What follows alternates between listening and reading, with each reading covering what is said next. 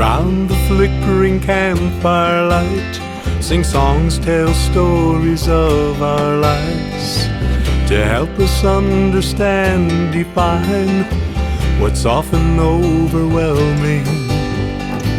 It's through our stories we declare the truths we hold, the things we share, who we are, how we got there, discovering in the telling. A journey of gratitude, grit and grace, so much learned and so much faced. The contours of a life are traced in a journey of gratitude, grit and grace.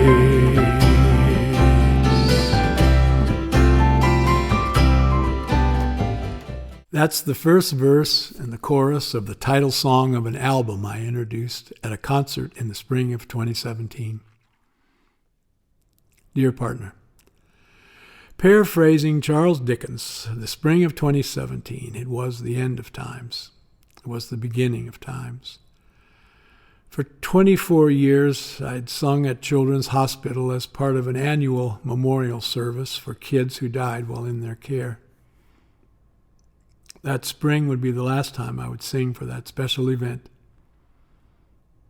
I'd also provided music for half a dozen civil rights pilgrimages with students from the University of Washington and Bellevue College who joined a group of adults traveling on a bus, visiting sites, singing songs, and hearing stories that brought the civil rights movement of the 1950s and 60s to life and connected those times to events of today. That spring would be the last time I would be getting on that bus. My mother would turn 95 that season, and oh, how ready she was to celebrate. After a concert I did for everyone in her retirement community and their guests, my mom hosted a dinner for an extended family with lots of laughter, toasts, and singing. For someone who loved a good party, it would prove to be her last big hurrah. And then there was the concert on May 13th at Benaroya Hall in downtown Seattle, where I shared songs and stories from a new album, Gratitude, Grit, and Grace. Those songs, an important part of a 49th and final campfire, marking the end of one journey and the beginning of another. 20 years earlier, at my dad's memorial on May 31st, 1997, I received what I would come to see as my dad's last gift. Unexpectedly and unbidden, in my dad's own words, our family's relationship with mental illness, a family secret, was revealed and shared publicly for the first time. I turned 50 a few months earlier. It would take 10 years to understand that gift was a chance to know who I truly was in the light of a story instead of in the shadow of that secret, which led me to take a leap of faith that I was someone capable of loving and being loved. And then after taking that leap, living as if I believed I was truly loved and loving. How can someone love me if they don't know me well? Yet if they know me well, how can they love me? So long that was a riddle that I simply couldn't solve. The questions that it asked had control of me. The answers to most riddles are right before our eyes. I saw that I could solve my riddle once I realized I know myself like no one else. If I could learn to love myself, the answer to the riddle was supplied. Eventually, I came to understand that leap of faith was the beginning of yet another journey. I called it a journey home. I thought it might take as many as 2 or 3 years. It took 10. An important part of that journey I would jokingly refer to as my thank you and I'm sorry tour where I reached out to as many people as I could who had been important in my life, to thank them, and where necessary, tell them I was sorry and ask for their forgiveness for those times I'd hurt them, and where possible, do what I could to repair. Eventually, I renamed that part of the journey a journey of gratitude and grace. If someone would have told me 20 years earlier at my dad's memorial that that day would be the beginning of a 20-year adventure divided into two almost perfectly symmetrical halves, I wouldn't have believed them. I wouldn't have had any idea what they were talking about. Recently, I did an internet search on how long it took Odysseus to get back to Ithaca. Yep, 20 years. 10 years of battles and 10 years to get back home. The fact that each of those 10 years ended with a leap of faith was not surprising. I believe life's full of small steps and some very scary leaps. In that first instance, leaping into believing I was loving and loved. In the second, faith I'd finally found my way home. Home at last, with myself, with the world, with those I loved, grateful that Pat had stayed with me throughout and was there at the end, along with many others, no one more important than you. You were backstage waiting to greet me when the concert was over. I don't remember what we said. I do remember how much joy there was in that moment, joy in knowing what it meant to have made it around a metaphorical mountain, understanding that it was just not an end but a beginning. And there was something else in that moment that we haven't talked about that I want to share in this letter. Somehow at that moment with you after the concert, I realized in my marrow, in the core of my being, that not only were you there with me,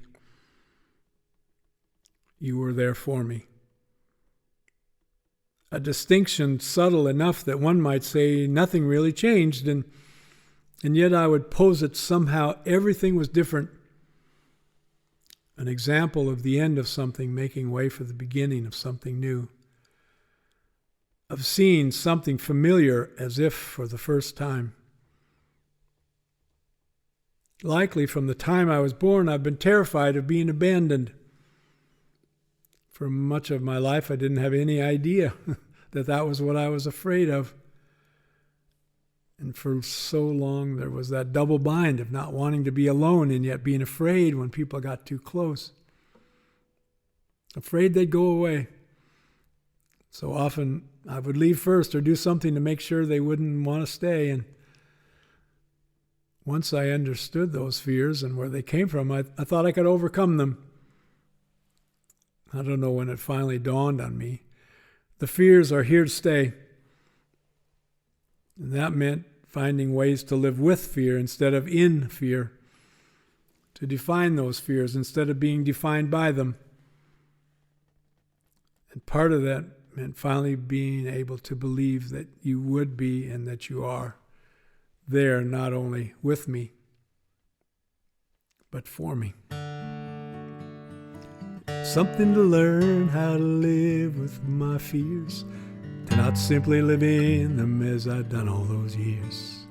When what I'm afraid of becomes stated and clear, a lot of what haunts me appears to disappear. My fears don't scare me like they used to. Once I found what fears are most afraid of. They hate being faced, exposed, or embraced by truth, light, or love.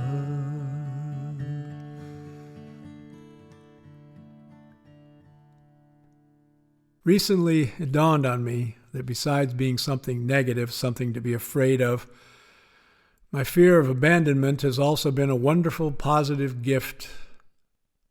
Let me explain by first paraphrasing St. Francis. Where there's hatred, let me bring love. Where there's offense, let me bring pardon. Where there's discord, let me bring union. Where there is error, let me bring truth. Doubt, let me bring faith. Despair, hope. Darkness, light. Sadness, joy. Let me not seek as much to be consoled as to console. To be understood as to understand. To be loved as to love.